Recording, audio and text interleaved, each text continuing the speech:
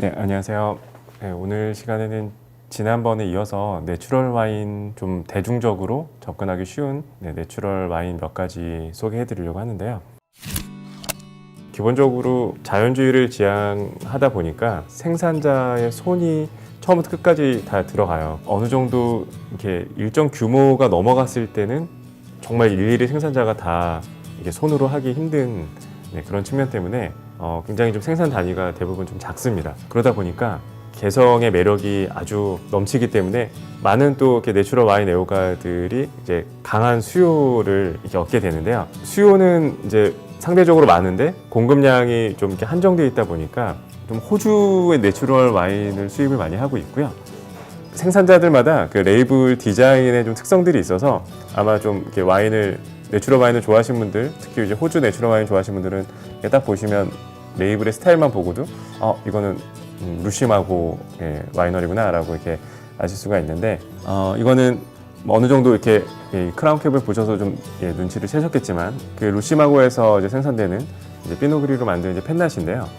보시면 참 일반 저희가 스파클링이라고 생각했을 때는 참 상상하기 어려울 만큼 뿌연 모습이, 기본적으로 저희가 컨벤셔널 와인에서의 그 침전물과는 조금 이제 개념이 좀 다릅니다. 아무래도 기본적으로 컨벤셔널에서는 침전물을 좀 이제 제거를 하고 드시는 게 보통 이제 일반적인 저희가 이제 테이스팅 방법이라고 했을 때, 내추럴 와인은 기본적으로 이제 필터링 자체도 순수한 그 자연 상태의 그 와인을 좀 해친다라는 그런 개념이 있기 때문에 또 막걸리랑도 굉장히 유사한 것 같습니다. 막걸리도 어떤 분들은 정말 이렇게 맑은 부분만 드시는 분들도 계시고 이제 깔려 있는 부분을 이렇게 흔들어서 균형을 맞춰서 이렇게 드시는 분들도 계시는데 그거는 좀 선택의 문제일 수는 있을 것 같아요. 하지만 이제 그 대중적으로 저희가 오래 숙성을 하는 그런 내추럴 와인이 아닌 편하게 마실 수 있는 이런 펜낫 형태의 내추럴 와인들이 인기가 많은 이유 중에 하나는요, 이제 기본적으로 그런 이제 2차 추가적인 당과 이스트를 추가하는 게 아니라 그냥 병 상태에서의 자연적으로 이제 발생하는 이제 이산화탄소를 이제 막아서 그 포도가 갖고 있는 특성이 좀 더 많이 느껴질 수가 있는 거죠. 뭐 이게 대표적으로 이제 루시마고 같은 경우가 그런데요.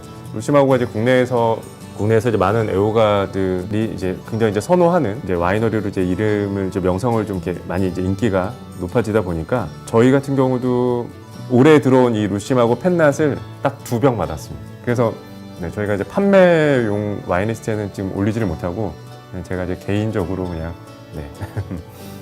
소비가 될 것 같은데요. 이런 모습들이 그 내추럴 와인이 갖고 있는 굉장히 장점이자 한편으로는 좀 단점이 될 것 같습니다. 그 소비자 입장에서는 개성도 넘치고 그만큼 매력적이고 아주 좀 새로운 스타일의 향과 맛을 느낄 수 있는 또 내추럴 와인의 세계지만, 기본적으로 이제 생산량 자체가 워낙 좀 한정되어 있고 대부분의 좀 소량 생산하는 생산자들이기 때문에 그런 부분들은 어쩔 수 없이 저희가 이제 뭐 현실로 받아들이면서 또 이제 즐겨야 되는 그런 부분인 것 같고요. 이 두 번째 와인은 보통 저희가 이제 애칭으로 이제 피치라고, 그 앤더스 프레드릭 스틴이라는 생산자가, 덴마크 생산자가 이제 프랑스에서 이제 만드는 와인인데요. 뭐 기본적으로는 이 피치 색깔에서 이제 영감을 받아서 만들어진 이제 펜낫 와인이고요. 우리나라 그 시장에서 굉장히 또 인기를 많이 끌었던 와인이기도 하고, 이 와인을 또 소개해드리는 것 중에 하나는 그 블라인드 테이스팅이라고 해서 이제 잘 해야 되는 부분 중에 하나가 이제 품종을 맞추는 거거든요. 그 블라인드 테이스팅을 해서 과연 이렇게 품종을 맞출 수 있는 확률이 거의 불가능에 가까운 그런 이렇게 와인들도 종종 볼 수가 있는데요. 아마 그런 뭐 또 대표적인 와인 중에 하나가 아닐까 생각됩니다.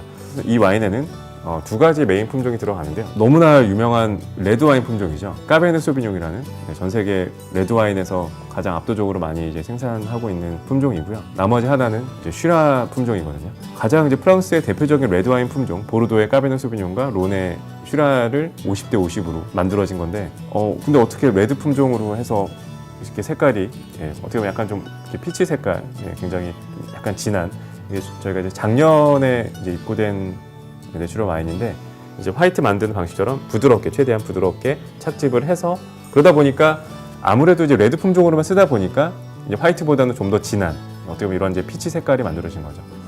그렇다고 해서 복숭아 맛이 난다고 해서 이제 피치라고 한 것 같지는 않고요. 제가 좀 이렇게 테이스팅 했을 때는 좀 더 이제 복숭아보다는 좀 이렇게 약간 자몽의 그 레드에서 느껴지는 그런 쌉싸름함과 살짝 그런 열대 과실의 그런 프루티함도 같이 느껴지는데요. 제 경험상으로는 내추럴 와인을 마셨을 때 나름 기대를 하고 주문을 했는데 이거 좀 나랑 너무 안 맞았던 것 같아 라고 해서 그 내추럴 와인에 대한 좀 이렇게 선입견을 갖고 계신 분들도 많이 계신데 저 또한 처음에는 굉장히 많은 실패와 시행착오를 굉장히 많이 겪었던 것 같고요. 그래서 처음에 이제 내추럴 와인을 이 내추럴 와인 편을 보시면서 이 내추럴 와인을 그러면 한번 내추럴 와인 마셔볼까라고 하시는 분들에게 가장 먼저 좀 추천해드리고 싶은 이런 이제 펜낫 스타일의 와인 두 가지를 소개해드렸습니다. 네, 오늘 내용 마음에 드셨으면 좋아요 눌러주시고요. 댓글 뭐 많이 남겨주시면 제가 보통 일주일에 한 번 정도는 전체적인 댓글들 다 한 번씩 보면서 직접 댓글 다 달아드리고 있거든요. 댓글 남겨주시고 아직 구독 안 하신 분들 구독 꼭 부탁드리겠습니다. 감사합니다.